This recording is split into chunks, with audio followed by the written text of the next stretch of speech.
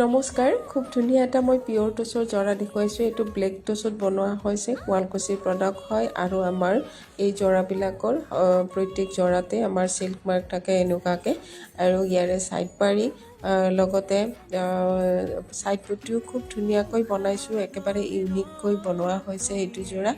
আৰু এইটো জৰাত মাৰ নিদিয়াকৈ বনোৱা জৰা, পিন্ধি বহুত কমফৰ্টেবল পাব।